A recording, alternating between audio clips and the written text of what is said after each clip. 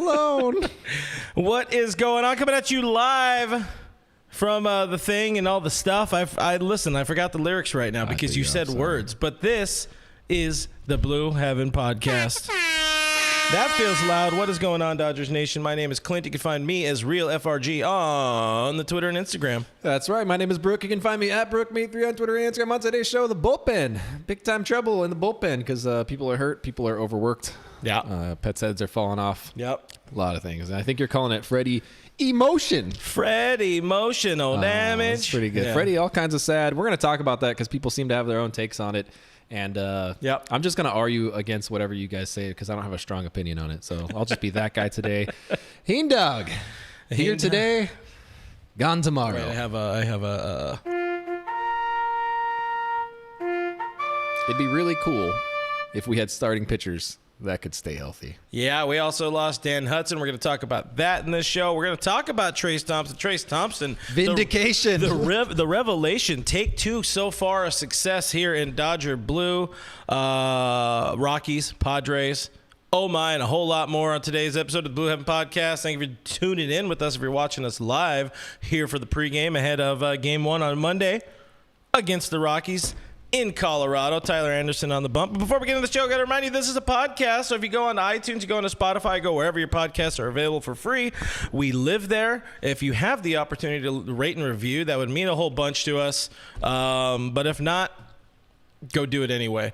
And while you're here, you're on the internet, do subscribe to us on YouTube, youtube.com/DodgersNationTV. Hit the bell, hit a like, leave a comment, do all that kind of stuff. It helps keep us alive.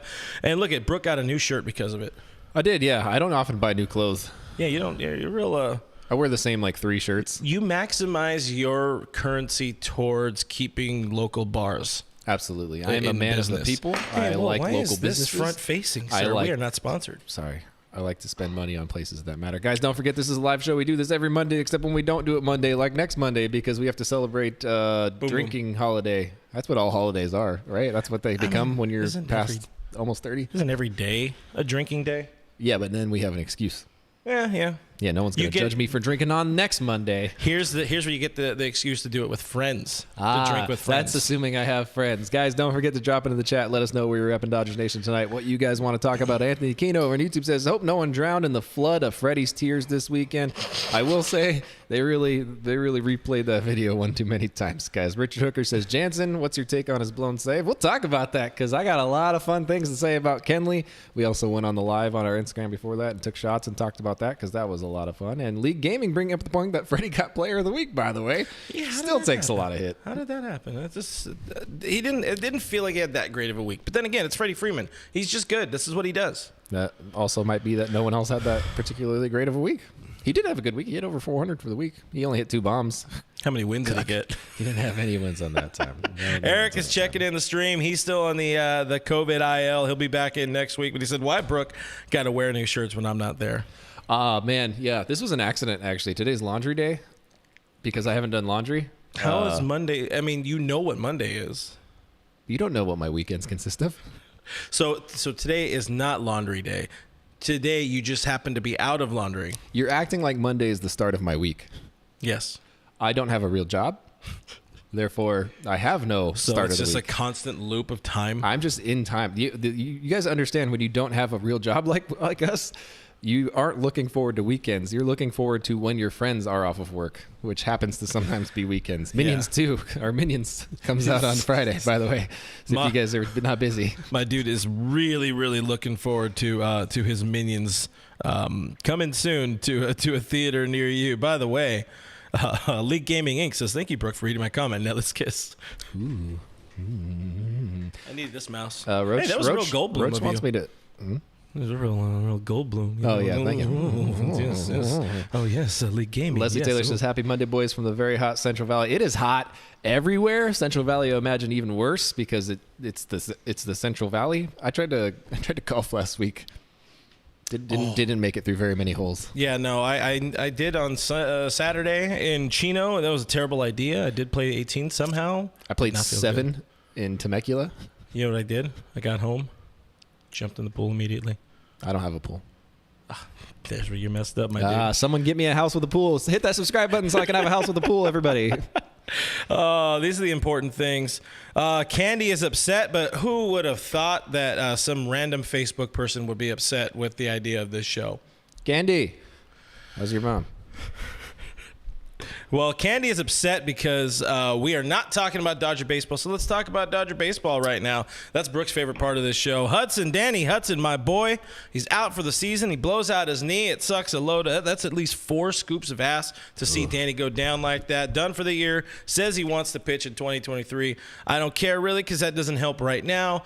And before he went down with the injury, this bullpen already needed help. Bullpen, suddenly a pretty big concern. Some of them, people are still getting the job done. Yeah. Your boy Bickford, you called it. The regression is here. It's now, and it's heavy. Vesia, I'm still kind of teetering on where he's exactly fitting in. I think they are too. Well, I mean, we know where he's fitting in. He's fitting in the 7th and whatever, but it's tough times. And then, Kimbrel's a box of chocolates. You don't really know what you're going to get except for inconsistency. Fastball. You're going to get a fastball. That only gets you so far in life. Fastball and a curve that isn't hit for a strike. And Brewstar had a real up and down weekend, capped by his first career save. But I like how he pumped in that 103-mile-an-hour fastball. I was like, oh yeah, Daddy's fired up today. He was yoked, as the kids say. But man, they with Hudson out, Trinan's still out, Ferguson's down. You got some problems there in that back end of the bullpen, and the middle end of the bullpen, and everywhere in the bullpen. How you feeling about where we're at, and what do you think? What do you think happens in the next month and a half until that trade deadline? Let me say something positive about David Price, because I haven't done that in DP, my boy, since he was traded to the Dodgers. I think is the last time I said something positive. How about that dude hitting the upper 90s? Where the hell did that come from? That one I did not see. He went over 95 miles an hour on his fastball. It was nuts. He was pumping him out. Was that Sunday? Saturday. I don't trust the Fox gun. Me neither. Not necessarily. Fox isn't really good at being truthful. That dude hasn't hit that high on his fastball in 34 years, I think is the last time he did that. So not necessarily that velocity is everything, but it's often an indication of health overall. So if he's very healthy, which he should be because they have him pitch once every 3 months, that might be a good weapon out of the bullpen that we were very surprised by, because we have long been on the thought process of why the hell is he still on this team? Yeah. When is he going to be traded? When is he going to be starting for a different team? Because it seems like that's what he wants to do. So I'll say that about him. Very, very good. I like what I've seen. I will also say the Dodgers are in a very, very tough place right now because it's July. Yeah. Trade deadline isn't coming, right? We need Almost help. July. We need help in July. Mm-hmm. We do need help in July. That's true. There's not going to be anybody that's going to be coming back in July. There's not going to be a lot of help coming your way in July. But if we can make it over that hump, get into August, you got a couple names that are going to be available to you all of a sudden. You're going to have a guy like Victor Gonzalez who's probably going to be available to you. You're supposed to have a Danny Duffy who's going to be available to you. Should have a Tommy Kenley, who is supposed to be a big piece in this bullpen, available to you once again. So the question then becomes, how the hell do you get through this month alive? Yeah. And there's a couple options that are out there. People have talked about the trade for starting pitchers. Obviously, that's still something that needs to be addressed, still something that needs to be figured out. I don't think that they go that route. I do not think that they end up landing a big starting pitcher. I think that they fill the gaps with what they have right now and then use some of those arms that are in the minor league system, those starters, as bullpen pieces to get us through over that hump. Because number one, provides length out of the bullpen, and we're going to need it. And I think you're going to see a lot of 3-inning reliefs over the next month. I think you're going to also see a guy like Ryan Pepio start to piggyback Tony Gonsolin starts, because they are going as good as Tony has been. And I'm not saying his regression this season is coming. I'm not saying anything like that. What I am saying is he's never pitched this many innings, and it's June. Yeah, we talked about that last week. You are... you're not living on borrowed time, but you are really mortgaging October the longer you keep pitching, Tony. And we saw, to his credit, the Catman has been nails. Claws? He's been claws this season, all season long. Best Dodger pitcher by far in the rotation, consistently staying in there, going every 5th day. Being the stopper, like we talked about, he ends losing streaks, whether he gets the win or not. 9-0, should be 10-0, because that's what I want, and wins are sexy. But would have been a Cy Young Award winner if you got those 10 wins. Yeah, right? there it is. There goes my bet. First person ever in the history of the universe to have 10 wins or something like that. But you You can't keep running him out there. You saw him. I was getting to his credit. He told Dave, "Piss off. I want to stay in there." He said, "Piss off, Ghost." I want to keep on doing my pitching, and Dave said no. And I think that was a little bit with that eye towards the pitch count, towards the inning count, towards the what do they call them? The stress innings. Stress innings. Yeah. So you have a guy like Ryan Pepio, you have an Andre Jackson, you have a Michael Grove, you have these arms that are available to you. Mm-hmm. You also kind of forget we have a Garrett Clevenger and a Justin Brule that are also in the minor leagues right now, that are probably going to be back up this week, I would imagine. Yeah, they really you have the pieces. They aren't closer material. They're not. You have the pieces to make this work and to make it happen without losing any money, any prospect capital, and any current player on the roster if you don't want to get rid of any of those guys. You have the pieces to make that happen. It's just a matter of what they want to do at this point, because they could stand pat. They could stand pat and wait for Duffy and wait for Dustin May and wait for Tommy Kenley and wait for Victor Gonzalez and wait for Caleb Ferguson, who should be back soon rather than later. But you have all of these names that are going to be back. Also, Blake Trinan, who will supposedly be back at some point in his life. Who knows when that's going to be? They said after the All-Star break. We'll see what actually happens there. But you have so many pieces ready to go. Add in the fact that Reyes Moronta, my God, burrito. That man is throwing out of his mind right now. I mean, he's throwing some nasty stuff out there. I guess when you got that low of a center of gravity, you can kind of make things happen and shape your pitches. He's doing a great job. You've seen it here in office baseball. I definitely have seen it here in office baseball. So that being said, of the pieces that we have, see, it's a little hodgepodge, whatever it's called. It's a little thrown together. I agree with what you're saying here. You gotta weather that storm of the next month, because in August you do have you're gonna start to have that hopefully good problem to have. You really hope the Danny Duffy thing works out a year later, or a year later than it was supposed to. Right. At some point in time, you are gonna have Blake Trinan, who's gonna plug right back into that 7th, 8th inning role. The fireman. He's gonna probably be getting the biggest outs in any particular game, regardless, I was supposed to say irregardless of the inning. But the help is needed. Caleb Ferguson threw a bullpen or live pitching, live BP Sunday in Atlanta. Trinan is back in L.A. And, him actually and Ferguson are on their way back to L.A. right now. They're going to be doing some work at Dodger Stadium. But, there's a serious and significant need for relief help. And Alondra commented earlier, and I wanted to keep this one up there. If they trade for pitching, what will they give up? So I was thinking about this over the weekend, because, this is such an important show that we think about this 24/9. All right. We'll say Andrew and the Dodgers, the front office, all that, they've had some interesting results when it comes to bullpen, relief acquisitions. Okay. When they are under the radar moves, Vesia, Clevenger, like they work out, Bickford, they work out there in the moment. But they've been snake bit a couple of times in a way, or they've been bit in the ass a couple of times in a way with when they trade for, quote, names in a way. Not to say Josh Fields was a big name, but you know what? He had some... he had a little bit behind his resume. He had got it done at the big league level for a couple of years. And who did they trade away? A relative unknown who's now one of the best sluggers in the American League, and Yordan Alvarez. That's the thing. When you go bullpens like that, there's just no relievers. It's such a volatile, in so many ways. Trading for relief is such a volatile thing. Now we see O'Neal Cruz up with the Pirates, and that was what, Tony Watson? Half a season of Tony Watson. Watson. Season of Tony Watson. He had a season and a half of Josh Fields, or whatever, 2-ish seasons, and he eventually got released or whatever. I do not think the trade market for bullpen help is the way this team goes. You also have to look at the minor league system beyond the 40-man roster right now, because beyond the 40-man roster, there are a bunch of dudes that are performing outstanding in a league that is meant to amplify offensive statistics. So I'll just say that. You look at guys like Marshall Kasowski, I think is a dude who Tim is very high on. Super high on that guy. Tim, friend of the show. Probably knows him very well, too, because, of course, he does. Also, Carson Fulmer is pitching out of his GD mind right now. The dude is one of those dudes who was like, hey, you're up with us. Never mind, you're not with us anymore. He's top prospect. leading the team in saves. I think he's pitching really well. He's got an ERA below 2. I mean, for a league where it's designed to like amplify offensive statistics, that's pretty freaking good.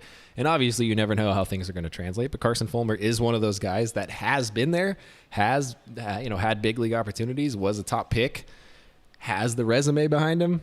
Could be a guy that's in on this team. So, I mean, if you're looking at the options, there are a lot of options. It's just a matter of being a Dodgers fan and always wanting that big name. And I understand that, but I think you're at a point now where you got to kind of take what you have and work with it and make it work for a month. And if you can get by for the next month and a half, which I think the Dodgers can more than do that and remain in first place, you got a clean runway into the postseason. I mean, you're talking about fresh arms. You're talking about fresh starting pitchers. You're talking about fresh bullpen guys. You're in a really good spot.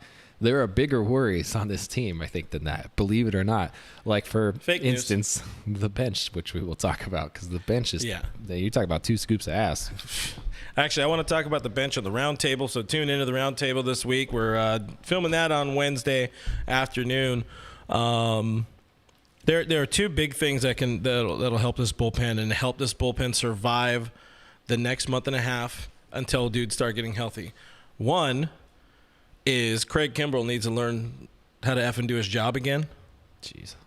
And 2, it's Bobby Miller season. Just let it happen. It's time for Bobby Miller to get his feet wet. You add him to the 40-man roster. I don't care who you need to DFA, Eddie Alvarez. Bring up Bobby Miller. See what happens in the bullpen. The guy is going to go up here and throw like 112. He's got some nasty off speed, and you don't necessarily need to always know where the ball is going as a rookie reliever.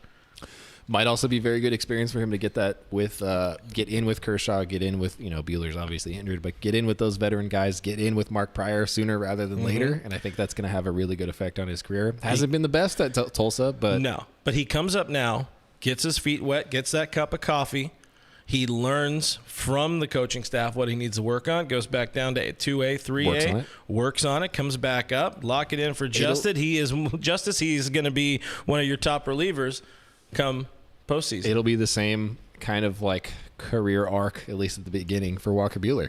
He had that taste in the big leagues, before he actually got the starting gig and became who he is. And obviously this season's a little different. We don't have to talk about that, but it's very similar. Like, hey, maybe you're not quite ready to go. Maybe you're not your stuff's not big league sharp, but come up with us, throw a little bit. We'll talk, go back down, work on it, come back. Maybe that's what you need for him. We had a comment. Where was it? Where did you go? I saw Emerson saying Dodgers do not want to start the clock on Bobby Miller. I usually understand that, usually agree with that. However, he's not the youngest dude. He was a college guy when they drafted him. He's 23. He just turned 23 in April. He's not a 19-year-old. It's not like when they called up Julio and then that was a different era. That was a different time. They plugged him straight into the rotation and all that. This is just to get him some work with the coaching staff. Add in the fact that I don't think they worry about that, because if you look at the next 5 years, I mean, who are your starting pitchers for the next 5 years? You're in a place now where you're like, we should have Walker. Obviously, you hope Dustin May's healthy enough to make it. We're going to have to re-sign Julio. And then beyond that, what do you got? Who else is there? My boy Tony. Your boy Tony's going to be there, and absolutely. And some scrap heap dude. Right. And that's what I mean. You're in a position now. You're in a position now where you're like, hey, we could prime this guy. We could get him ready for the coming years, because we're going to need that help. And you'd rather have that clock start now, get him working, get him where he needs to be, so that way when we do need him in the starting rotation, he's big league ready. He's not coming in from the minor leagues like, I don't know what the hell I'm doing. I need to work on some stuff. He's ready. So I don't think they're worried about starting the clock. I don't necessarily know how they feel about like guys like Ryan Pepio. There's a number of guys that have come up through the years where you're like, I don't really know what they plan on doing with you. I mean, Andre Jackson is a good example of that. Yeah. Michael Grove is also a good example of that, because I don't necessarily know where they see them fitting in. I think they see all 3 of those guys almost as like, you could be in the rotation, but you're probably going to end up in the bullpen or being traded. I think it's going to be that latter. You could see the trade more than anything. I think Pepio of those 3 names, or if those names, has the most likelihood of staying, just because he's got that nasty change, and you can't really teach the change. You just find a way to teach him a slider that That devastating slider. What's it called? What do they call it? The Trinan slider, and then you're good. You can lock that one in. But that's my thing. I say bring up Bobby Miller. Let it figure it out and let it eat a little bit right now. I mean, Bobby Miller, I don't think can be worse than, Bad Day Bruzdar. That's a good point. Bruzdar is, his stuff is not there. love me some Bazooka, but I don't know, man. I don't know if this is we don't have enough bullpen to weather the up and down of Bazooka right now. But then again, if I'm saying that, how can I say, hey, yeah, let's go ahead and give this kid a cup of coffee and let him figure it out? Tough times. Glad I'm not the one who has to figure out the bullpen. I also need to figure out the rotation, but the Dodgers do, because staying on the injury train, Andrew Heaney is hurt again. He's got that shoulder inflammation, because why not? Isn't that fun? They say it's not going to be too long. We know that's a lie, because they said that the first time. 2 starts, and then he was like, I'll be back. Was that 1? 2 starts. Oh. He's like, I'll be back in August. He knows what he wants. Yeah. Listen, you set yourself up for a good payday by pitching well in October. Why worry about all the middle months? Yeah, they don't matter. So, we already kind of alluded to it. Is it internal on the rotation? We've named all these dudes, or is it big gun time? The big gun side is, of course, Luis Castillo, Frankie Montas. It's Freddie's cousin.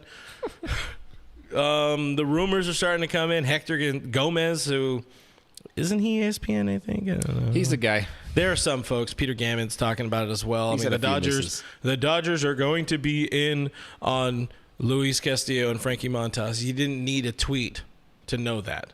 Everybody knew that. Clint's mom could have told you that. She's dead. Yeah. I'm feeling more and more like they're not going to go out of org.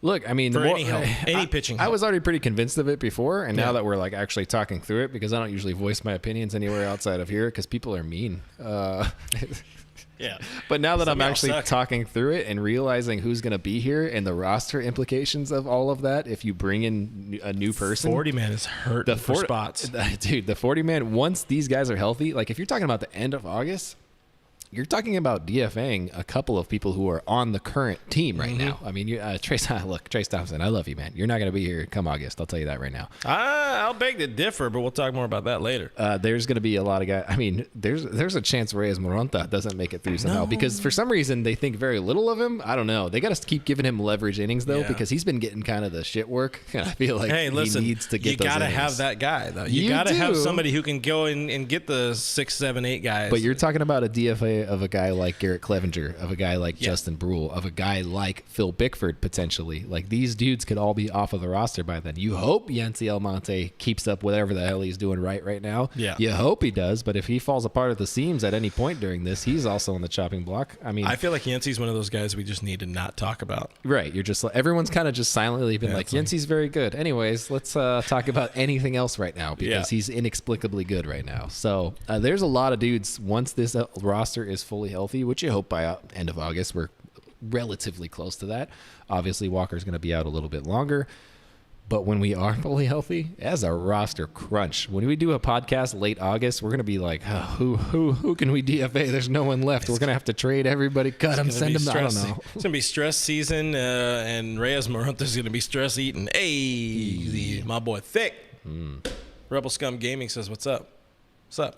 What it do, baby? The internal options, of course, for the rotation, it's a very similar situation as the external, as the bullpen, because rotation, Dustin May is now throwing live batting practice. He's working at Camelback. He's working his way back. And over the weekend, they said they are going to build him up as a starting pitcher.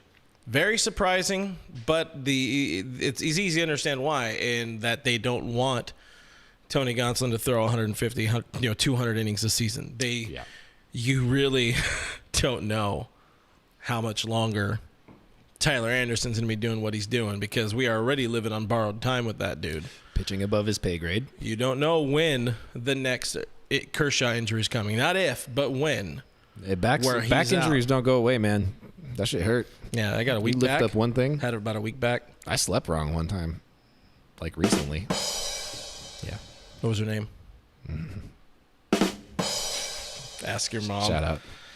Danny Duffy, they say, maybe back in August, and you don't know. Is that going to be a relief role? I don't think after, a year and a half or whatever it's going to be by that point, maybe a little less.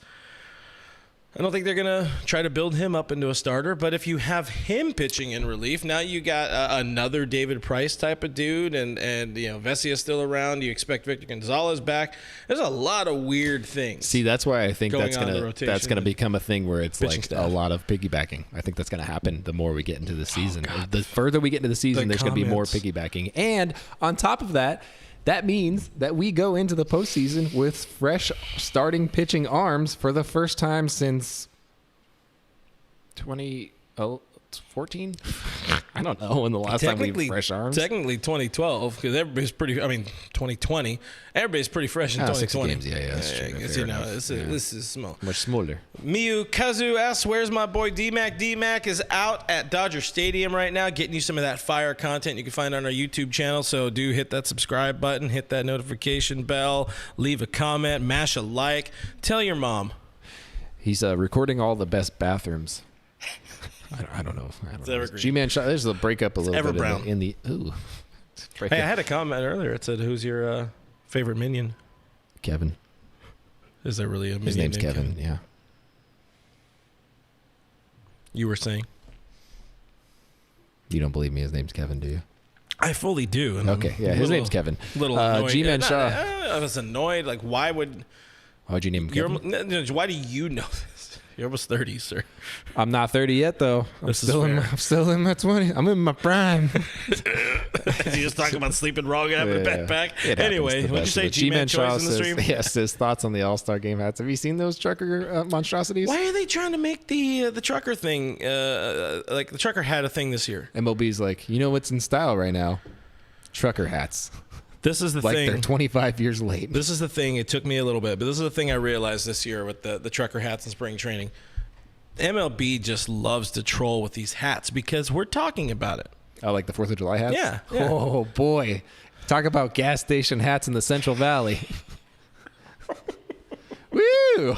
Oh, man, I will be the first to tell you guys, I'm bad with design. I am bad with style. I'm bad with all of that. I like wearing, Billabong t-shirts and a hat and shorts. That's what I wear all day. I wear Vans like running shoes. These aren't even like real shoes.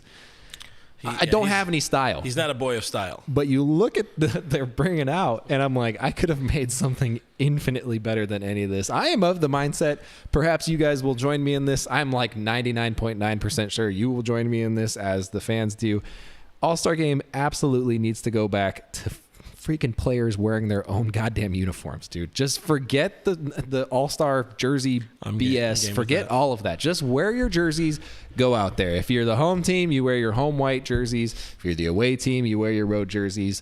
Everyone go out, have a good time, look stylish, rep your freaking team. It'll look awesome. I'll love it. I have no problem seeing a Giants uniform in the outfield during an All-Star game. It has nothing to do with that. It's awesome to be able to represent your team like that and not look like a freaking sideshow art project. I'm fine with them wearing like the softball style jerseys and shit like during the Derby, around during like BP and all that. But yeah, leave them in their actual uniforms. They made the All-Star team for their team. Let them represent their team. Alternatively, have them play shirtless.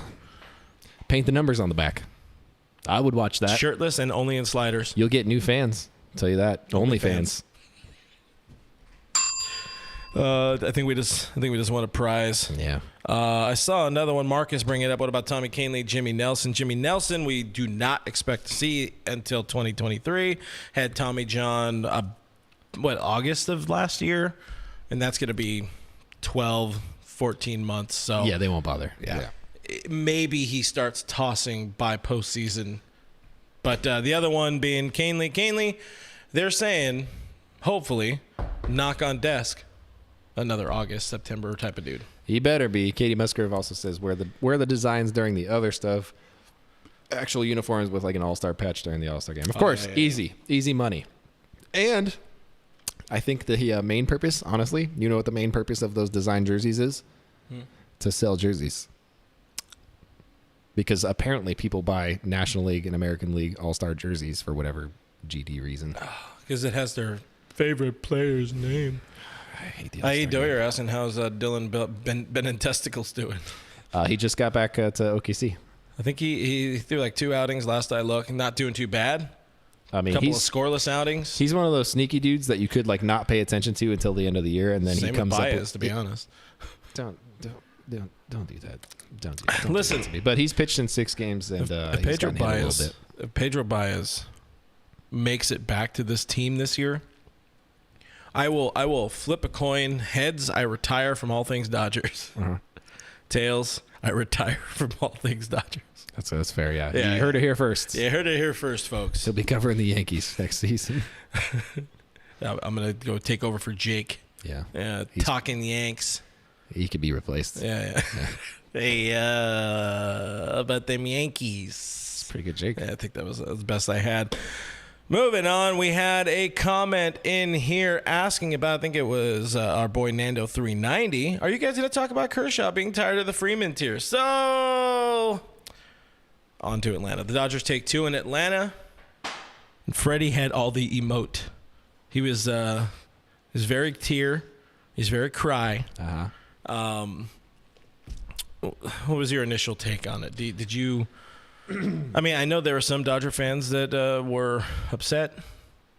He's an emotional guy. Apparently, we won a promo somehow. Oh hell yeah! Spammers are out heavy today. It's a good time to drop my OnlyFans account.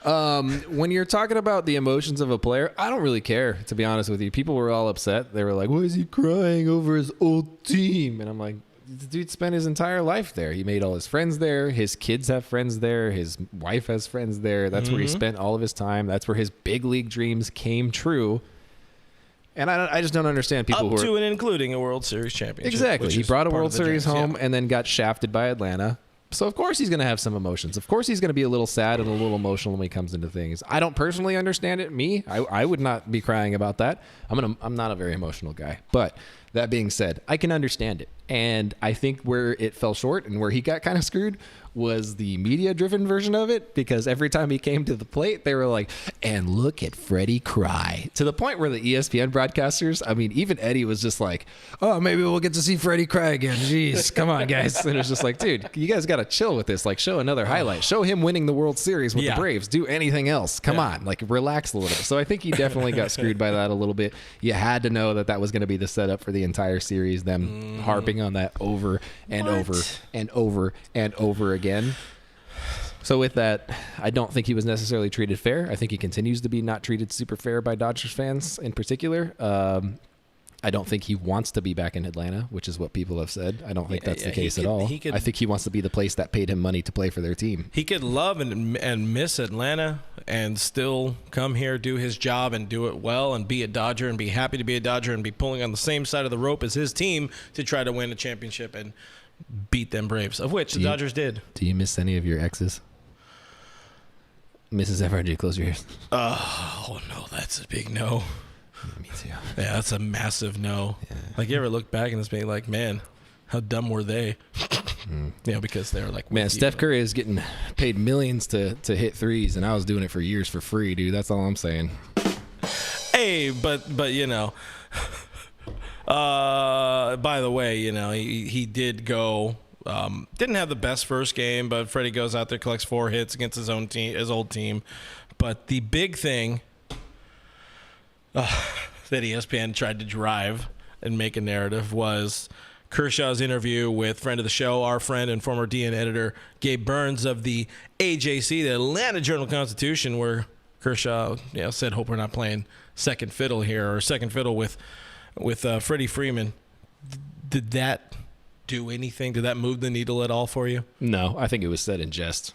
Like, it was the sly Clayton Kershaw half smile where he's just like, huh. And he's like, no, Freddie's a great guy. You know, where he just like continues on to that train of thought. You mean Clayton Kershaw, who notoriously avoids bulletin board material and is the most bland dude, save for his gear whenever it's a ping pong tournament?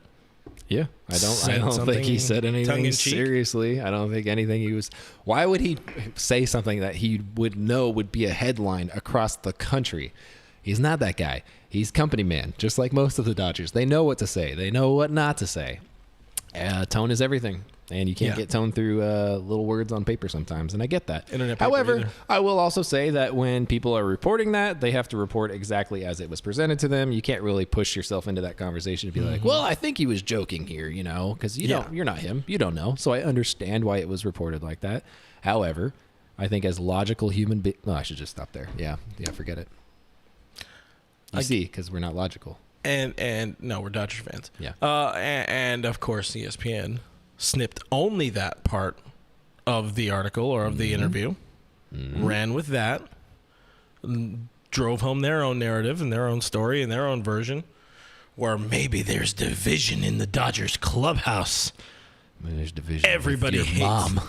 Everybody hates Freddie Freeman, who wants to be a Brave still. Ooh. And they're all signing autographs. Anyways, it's really, really stupid. One of the things I did have, I don't know if it's a concern on the last little bit on specifically Freddie.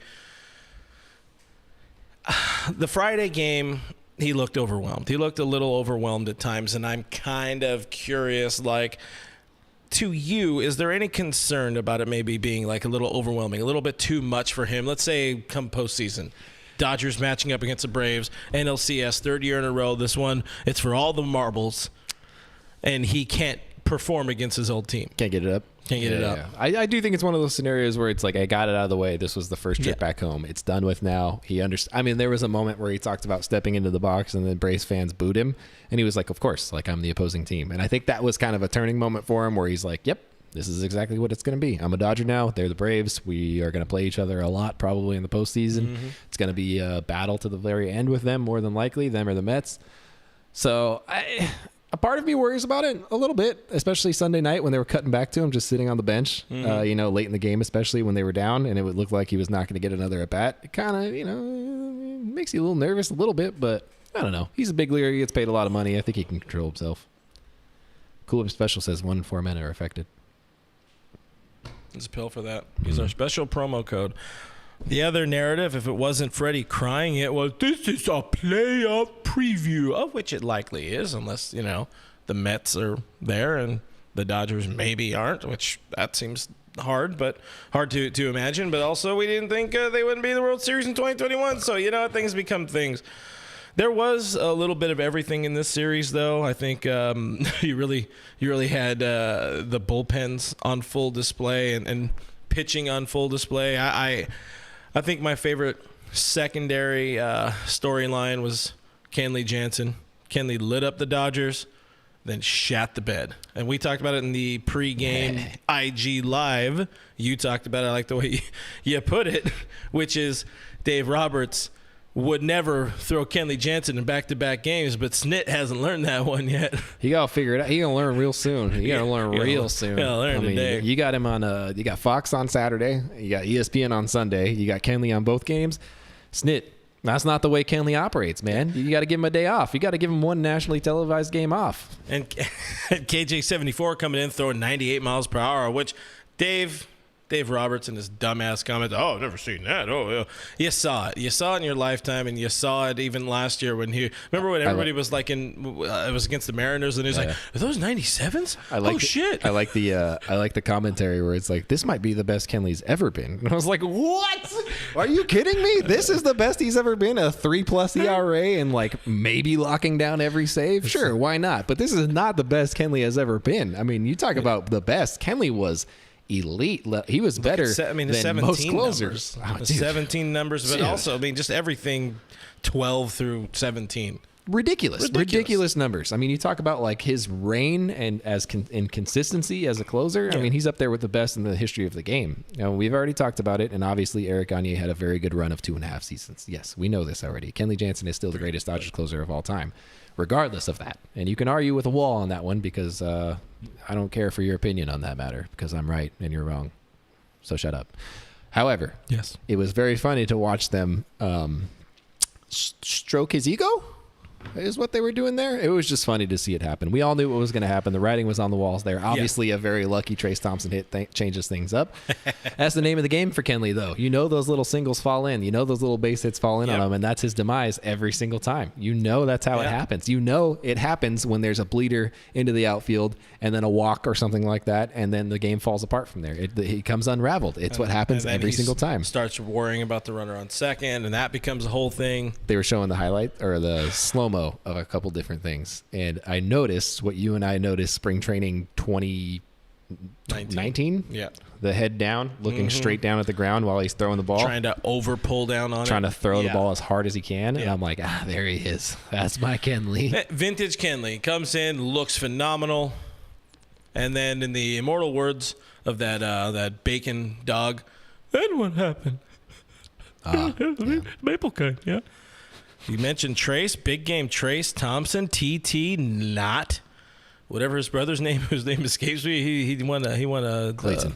He won a soccer match. Yeah. All right. Yeah. Clay Thompson, who really? Listen, you were fake high on Trayce when they brought him back. I never. You were high for the clicks. Nobody saw this coming. I did. Trayce did not see this coming. No pressure on him. Absolutely zero pressure. There's nothing for him to lose here. He's got a second chance at life. He's still not posting great numbers. Obviously, he's BABIPing the hell out of things right now, which good for him. Making it happen. You want to know how BABIP works? You watch that game-winning hit or go-ahead hit last night. He thought he popped it up. Everybody thought he popped it up except for Kenley. Kenley's like, son of a... It's really funny to watch. Good. But that being said, he's making the most of the opportunities that he has. I love it for him. He's getting another start today, which I think is 4 starts in a row, maybe, give or take. He wasn't supposed to start over the weekend, but Zach McKinstry died or something like that. I'm not sure what happened there. I heard it was his neck. I think he's got good neck. He fell in the shower or something like that. I don't know. You know how things happen. Did something happen to Trey Turner? You think he finds a way to stick around? So, you had mentioned earlier that he would be one of the first people to not survive this roster beyond or into August. I think this stretch, 5 home runs, 5 RBI, home run, couple doubles and all that, some big hits in key situations.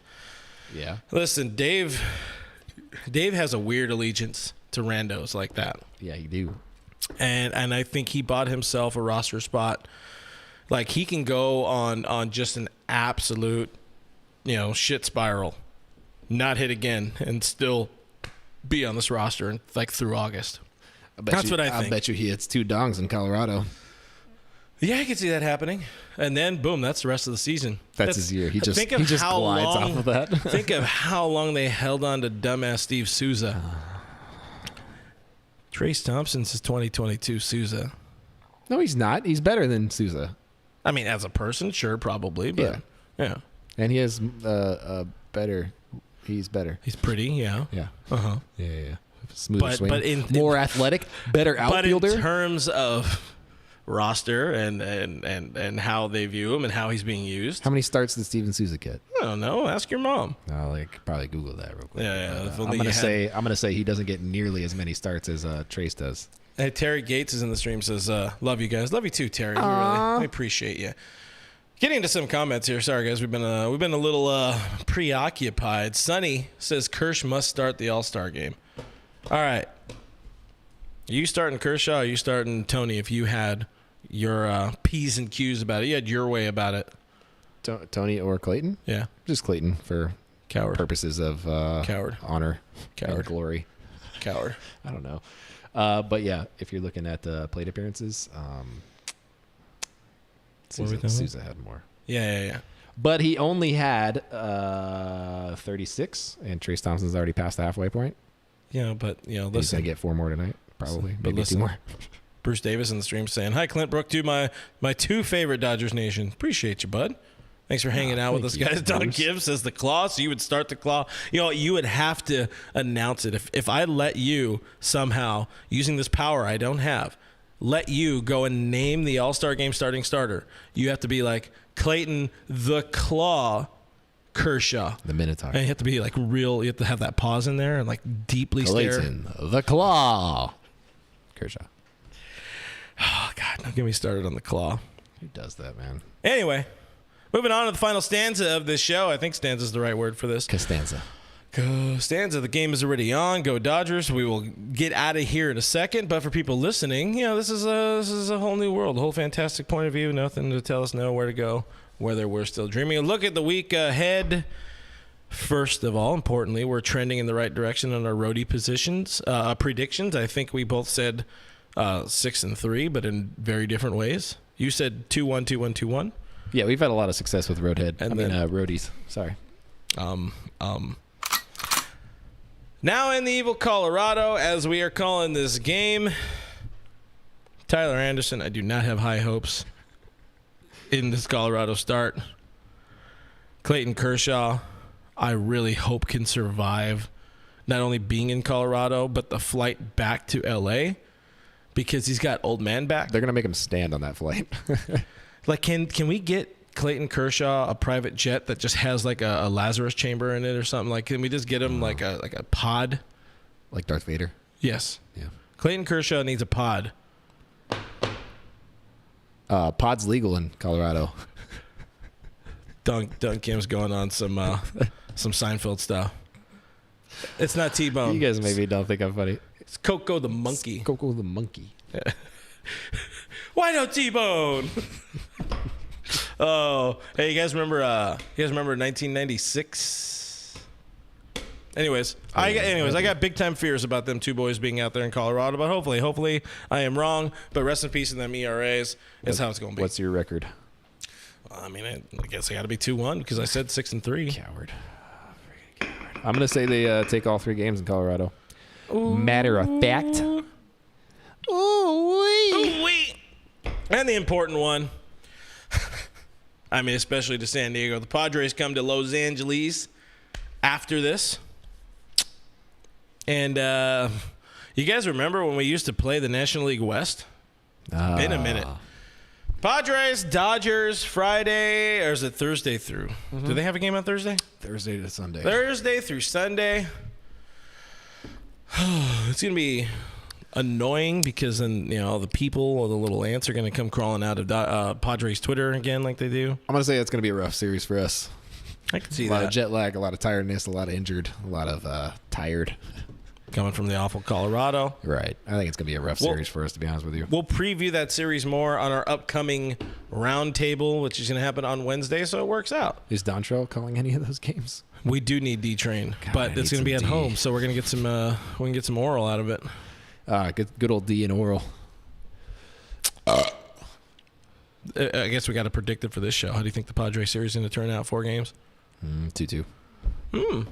Best case scenario, I think, 2-2. So the Padres are going to win the World Series then. Yeah, congratulations to them. Shout. Way to go. That's how it is. I don't hate splitting a series with the Padres at this point in the year, to be honest with you. No, that's more than good enough, and that is more than good enough for today's show. We wanted to try to keep it shorter because, again, it is game time. We did a pregame show. Now we're cutting into game time, and we don't want to take away from Joe. And who's on the broadcast right now? Is it D-Train? I have no idea. I don't know. I'm asking them. That's why I looked at the camera. Hello, friends. Do you know who's on the broadcast today? Do you like violence? Want to see me stick 9? Wait, I don't want to get demonetized. A reminder again. He already said it. That's EK. Thank you, Anthony Keene. No show next Monday, which means we will see you next Tuesday. He did it. Where's my boy Mike at that? Anyways, until then, guys, find us on the internet at DodgersNation.com. Subscribe to Blue Heaven on iTunes, Spotify, iHeartRadio, Google Play, Pandora, Amazon Music, everywhere your podcasts are available. Chances are we are going to be there. So leave a review, leave a rating, whatever you can do on those things. We'd appreciate you. Subscribe, download the Dodgers Nation app. We are on the App Store. Keep it tuned to the internet for more information on that app. It helps us out a whole bunch if you download the app. And I think that's all the words I got. Well, those are good words, man. I'm really proud of you. The best words.